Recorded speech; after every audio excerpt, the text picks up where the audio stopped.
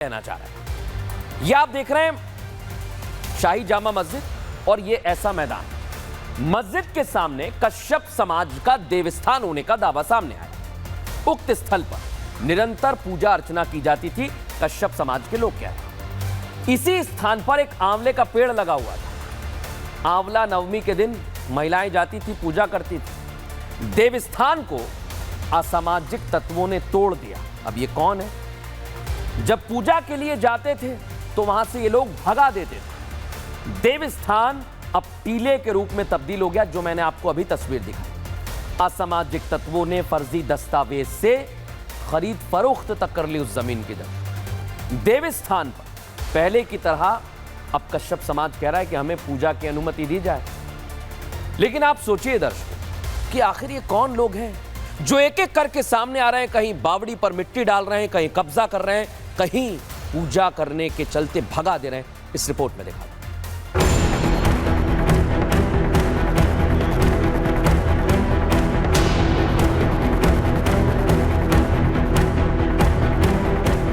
संभल की जिस शाही जामा मस्जिद को लेकर पूरा विवाद शुरू हुआ है, उसे लेकर अब एक और नया खुलासा हुआ।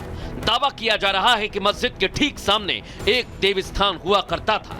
यह दावा कश्यप समाज के लोगों ने किया है। कश्यप समाज के लोगों ने दावा किया है कि 1978 में हुए दंगे से पहले भगवान विष्णु का यहाँ मंदिर था। इतना ही नहीं, मंदिर के पास ही आंवले का पेड़ था, जिसे दंगे के बाद काट दिया गया। आंवले का पेड़ था, पूजा होती थी, वहाँ देवी देवता के स्थान था। यहाँ पे देवी का स्थान था, यहाँ आंवले का वृक्ष था, जिसे पूरा कश्यप समाज पूजा करता था। जो जैसे था पहले वैसे ही हो जाना चाहिए। इस सच को और जानने के लिए रिपब्लिक भारत की टीम उस जगह पर गई जहां मंदिर होने का दावा किया जा रहा है। कश्यप समाज के लोगों ने वो जगह भी बताई और उनका देवस्थान भी बताया, लेकिन असामाजिक तत्वों के कारण अब वो उनसे दूर हो चुका है। ये इस पूरे हिस्से को टीला बताया जाता है कि यहाँ पे टीला हुआ करता था। इस साइड पे पुलिस चौकी बन रही है। पुलिस चौकी के सामने जो है शाही जामा मस्जिद है और यही कश्यप समाज के लोगों ने दावा किया कि पुलिस चौकी के साथ में ये जो खाली जगह देख रहे हैं, यहाँ पे उनके बड़े बुजुर्ग बहुत समय पहले से यहाँ पे आंवले का पेड़ की पूजा करते आते थे। यहाँ पे मंदिर हुआ करता था। अब लगातार सनातनी सबूत तो सामने आने लगे हैं। इसके बाद कश्यप समाज ने भी एसडीएम को खत लिखा है। खत में पूजा स्थल वापस लेने के साथ ही पूजा करने की अनुमति देने की मांग की गई है। कुछ लोगों द्वारा यहाँ अवगत कराया गया कि उनके द्वारा यहाँ पूजा की जाती थी। उनकी एक मठिया थी और साथ ही एक आंवले का पेड़ था जिसे काट दिया गया है। इस संदर्भ में जांच क्षेत्राधिकारी संभल को दी गई है। शीघ्र ही जो तथ्य प्रकाश में आएंगे तदनुसार विधिक कार्रवाई की जाएगी। कश्यप समाज मंदिर होने का दावा कर चुका है, ज्ञापन दे चुका है। अब इंतजार प्रशासन के एक्शन का है। अब प्रशासन एक्शन ले रहा है। योगी आदित्यनाथ वहां पर चौकी बना रहे हैं दर्शक, लेकिन उस चौकी का नाम सत्यव्रत क्या दिया? सियासत गर्म हो चुकी है। असद उद्दीन ओवैसी और समाजवादी पार्टी दोनों सवाल उठा रहे हैं और इस पर सियासत क्या कह रही है अब आपको बताने वाला हूं। क्योंकि संभल में भूमाफियाओं का कब्जा कैसे हुआ ये तो आपने देख लिया। अब जिस सत्यव्रत चौकी के बगल में भगवान विष्णु का मंदिर होने का दावा कश्यप समाज ने किया है दर्शक, उस सत्यव्रत चौकी का निर्माण युद्ध स्तर पर हो रहा है। पहले आप ये तस्वीर बड़े ध्यान से देखिए। ये निर्माण चल रहा है संभल में, देख लीजिए कैसे चल रहा है। सब कुछ वहां पहुंच चुका है और इसके पीछे का मकसद आपको पता है दर्शक, वहां पर कानून व्यवस्था कायम करना। आरएफ की तैनाती है, देख लीजिए आप जरा। मजदूर काम कर रहे हैं, पीएससी भी तैनात है। फोर्स ने पूरे इलाके को घेर रखा है। लेकिन इससे कुछ सियासतदानों के पेट में दर्द हो रहा है। अब इससे क्या तकलीफ होगी दर्शक? क्यों आखिर इस पर सवाल उठाए जा रहे हैं? सबसे ज्यादा दर्द हो रहा है मुसलमानों के सबसे बड़े रहनुमा और सबसे बड़ा नेता होने का दावा करने वाले असदुद्दीन ओवैसी, जो चौकी निर्माण होने का विरोध कर रहे हैं, लगातार कर रहे हैं दर्शक। और कैसे यह विरोध आगे बढ़ता जा रहा है, इस रिपोर्ट में आपको विस्तार से समझाता हूं।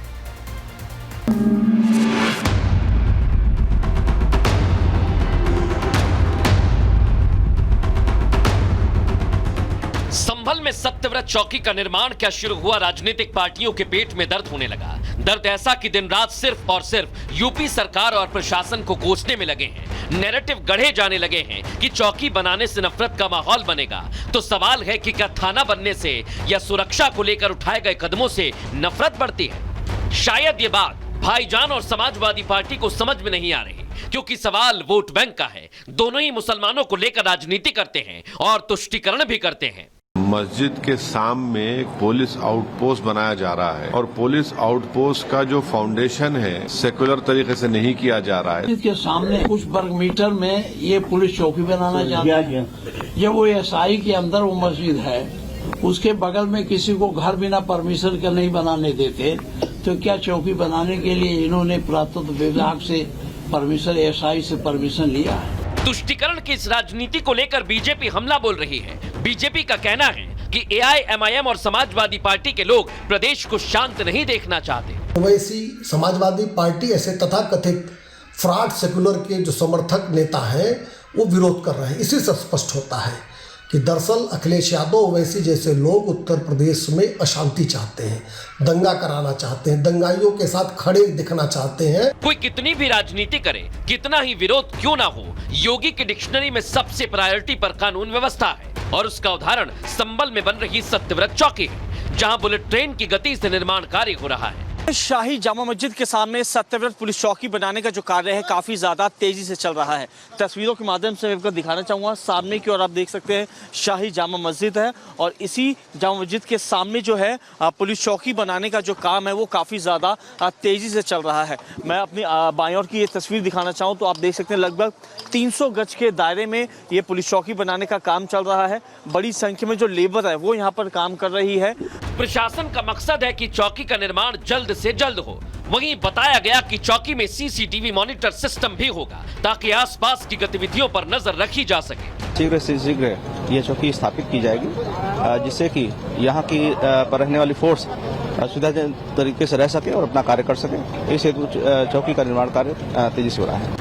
मुसलमानों और उनके हक को सामने रखकर राजनीति करने वालों को प्रशासन का एक ही संदेश है, चौकी बनेगी भी और संभल की फिजा बिगाड़ने वालों पर एक्शन भी होगा।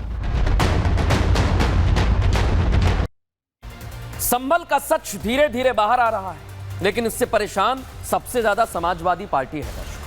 अखिलेश एंड पार्टी संभल की शाही जामा मस्जिद के एएसआई सर्वे में खुदाई लगातार जो जारी है, सत्यव्रत चौकी का निर्माण चल रहा है, उस पर सवाल खड़ा कर रहा है और तो और इस पर सियासत भी कर रहा है। अब आपको संभल हिंसा के बाद समाजवादी पार्टी क्या कर रही है? अखिलेश यादव सीएम हाउस में खुदाई की बात क्या है? सोचिए आप, इधर डेलीगेशन पहुंचा, उसे इजाजत नहीं मिली, लेकिन फिर भी पहुंच गया। संभल जाकर जो हिंसा में मारे गए लोग हैं उनके परिवार वालों से मिला और पुलिस पर केस दर्ज करने की मांग कर रहा है। ये डेलीगेशन मिला, देख रहे हैं ना आप, डेलीगेशन कह रहा है कि पुलिस पर केस दर्ज होना चाहिए। और इसमें आपको सांसद जियाउर रहमान बर्क भी दिख रहे हैं, उन पर भी केस है दर्ज। लेकिन एक तरफ अखिलेश यादव सवाल उठा रहे हैं, दूसरी तरफ 11 सदस्यीय डेलीगेशन पहुंच गया है और 5-5 लाख रुपए का चेक भी दे दिया है। लेकिन आप सोचिए, क्या ये फोटो खिंचाने वाली राजनीति यूं ही चलती रहेगी या फोटो खिंचाने की होड़ और ज्यादा हमें देखने को मिलेगी? ये बहुत बड़ा सवाल है दर्शकों। लेकिन आज मैं आपको बताने वाला हूं कि सपा के सांसद जियाउर रहमान बर्क और 11 सदस्यीय जो प्रतिनिधि मंडल पहुंचा, उसकी भी मुश्किल कम नहीं है। रिपोर्ट आपको दिखाता हूं।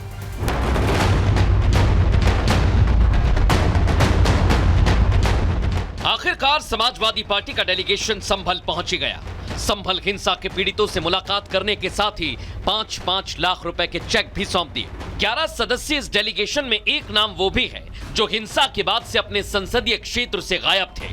वो थे संभल के सांसद जियाउर रहमान बर्क। सांसद जियाउर रहमान बर्क, जिन पर कई एफआईआर दर्ज है, लेकिन समाजवादी पार्टी के नेता मांग कर रहे हैं कि पुलिस पर हत्या का केस दर्ज हो, क्योंकि सवाल मुस्लिम वोट बैंक का है।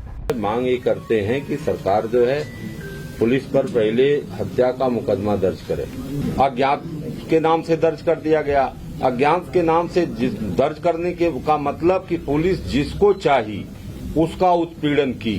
अपने ऊपर हुई एफआईआर के बाद सांसद बर्क पहली बार संभल पहुंचे तो मीडिया के सवालों का जवाब देने लगे, आरोप लगाने लगे कि खुद की नाकामी को छिपाने के लिए पुलिस ने उन पर एफआईआर दर्ज की। मेरे खिलाफ भी मुकदमा, मेरे वालिद साहब के खिलाफ मुकदमा, हमारे विधायक जी उनके बेटे के खिलाफ मुकदमा लिखना, पुलिस और प्रशासन अपनी जो नाकामी है या जो करतूत है उसको छुपाने के लिए इस प्रकार की ये चीजें करी गई हैं। सपा नेताओं ने पुलिस पर एफआईआर की मांग की तो बीजेपी ने हमला बोलते हुए कह दिया कि उल्टा चोर कोतवाल को डांटे। उन्हीं के परिवारों को जिन्होंने दंगा किया था उनको चेक बांट रहे हैं और जिन्होंने पूरे संभल को, जिन पुलिस वालों ने जलने से बचाया, दंगों से बचाया, उस पर केस की मांग कर रहे हैं। उत्तर प्रदेश में भारतीय जनता पार्टी की सरकार है, योगी आदित्यनाथ जी की सरकार है, अखिलेश यादव समाजवादी पार्टी और इंडी गठबंधन समझ ले, दंगाई बचेंगे नहीं, कार्रवाई होगी। सांसद बर्क खुद को बेकसूर बता रहे हैं, सारा ठीकरा पुलिस प्रशासन पर फोड़ रहे हैं, तो सवाल खड़ा होता है कि अगर वो निर्दोष हैं तो फिर इतने दिन संभल से दूरी क्यों बनाए रखी? क्या उन्हें गिरफ्तारी का डर था?